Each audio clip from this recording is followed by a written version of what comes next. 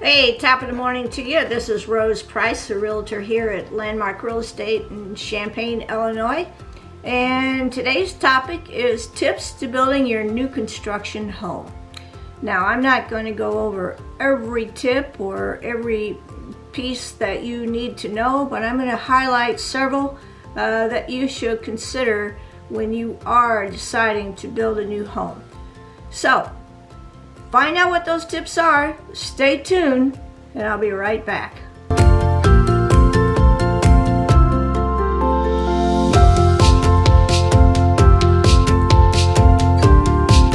So back at you. So I would say tip number one would be to get some type of representation for yourself when you are considering building a new home. And I suggest that representation would be your realtor. Certainly a realtor who knows about the community, about new construction in the community, about lots, all the details that go into constructing a home. They should have some type of experience. And the realtor is there for your protection, to make sure that the builder is doing the job that they say they're going to do, staying on schedule.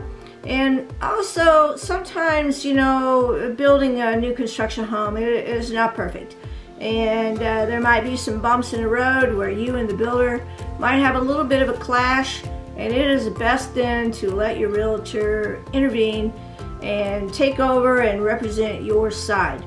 And so getting a good realtor is definitely a good pointer for you to remember. Secondly, choosing a builder. Well, that's everything. Choosing a builder is a big deal. The guide of the realtor help you in selecting a good builder and going through some things that you need to know about that as well. Then you got to get a blueprint.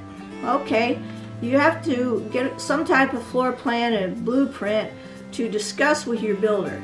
So how do you do that? Well, one, you may have already seen a house and that's been listed on the market. You went through it, you liked it, but you didn't get it, or you didn't bid on it, but you liked the floor plan. So you can always get your realtor to ask for that floor plan and find out who built the house. So that is one way. You can go online. There's all kinds of house building sites online that you can inquire about some floor plans and see one that you might like and see the elevation, the exterior, that kind of thing. So lots of ways to research on getting ready to submit a blueprint to a builder of your choice. Well, then, whatever you want to build, it's certainly got to fit on a lot. And if it's a lot in town, it's got to fit. And your builder will know whether or not your floor plan will fit on any lot that you might choose. And so you want to take all of that into consideration. The lot that you do choose needs to be compatible, and it needs to support, obviously, your budget, your commute time to work, if that's important to you, schools, that kind of thing. So keep all of those things in mind. You don't want to buy a lot and build a $200,000 house when all the houses around in the subdivision are like $400,000 to $450,000.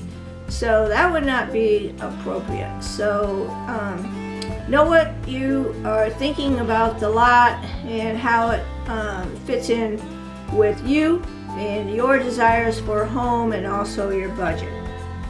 You should be well aware, way ahead of time, of the deed and the covenants and restrictions of the subdivision.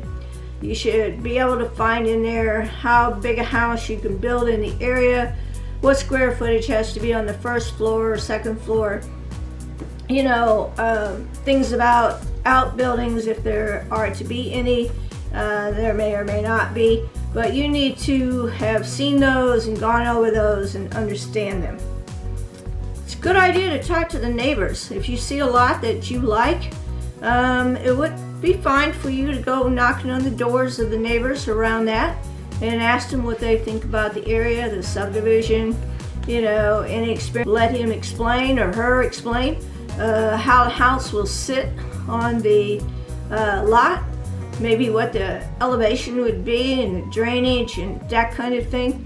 I would have the builder walk the lot with you and let you know that what you haven't planned out in your floor plan will fit on that lot. Then the builder, after you've discussed your floor plan, is going to what I would call bid out the house. In other words, let you know what everything is going to cost, and also that's very, very important. You will get what we call appliance allowance, all those kinds of things. So you need to have the blueprint ready and gone over with your builder. Make your changes during that period of time. Okay, getting pre-qualified before you ever build a house is so important. You need to talk to your lender about what your comfort levels are on a monthly payment, how much money to put down, what the interest rate is, and that kind of thing. And then from there, you need to develop a budget that you and the builder can stay within while you are under construction. You don't want to get outside of that budget by any means, and it is easy to do, so you have to show some discipline with your budget. Okay, now, very important, communication between you, your realtor, and the builder and the project manager. Probably a good idea if you could encourage setting up a meeting with your builder or project manager on a weekly basis, like on a Friday morning, or bi-monthly would be okay too. But having monthly building meetings are important. You get your questions answered, you find out what the builder thinks in terms of staying on schedule, if they're having any difficulties. You know what they are, and so that things don't become a surprise to you. Stay on schedule and making selections for your builder. Your builder is going to ask you to go and make selections on lighting fixtures, and they're going to ask you to make selections on roof color, exterior, and that kind of thing. When they ask you for that, give it to them immediately in the timing that they need so that they can move forward with your plans. Try not to delay them at any time. Probably not a big thing now is to talk a little bit about staying in the chain of command.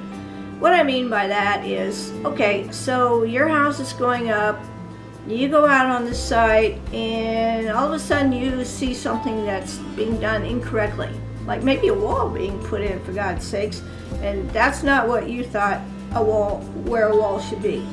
You do not talk to the contractors in there and tell them, take out the wall. That's not what you do. You need to report back to the builder and the project manager and discuss that situation and find out if it's a mistake or what it is.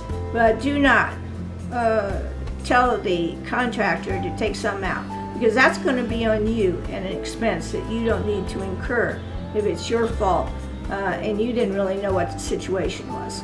So make sure you stay within the chain of command. I would just give you a couple suggestions to help you with figuring out some things that you might go to, some resources. One would be Pinterest. You can find all kinds of things on Pinterest about housing and everything in a house, everything outside of a house, landscaping, all of that. And there's another site, it's called HOUZZ.com. HOUZZ.com. There are two resources that you might want to use. So, you know, I've been kind of long-winded here, and these are just some of the things to think about during new construction build. I hope it's been helpful to you. If you're thinking about building a house in the future and you need help, I'd be happy to be there for you and to represent you, answer your questions, and get you started.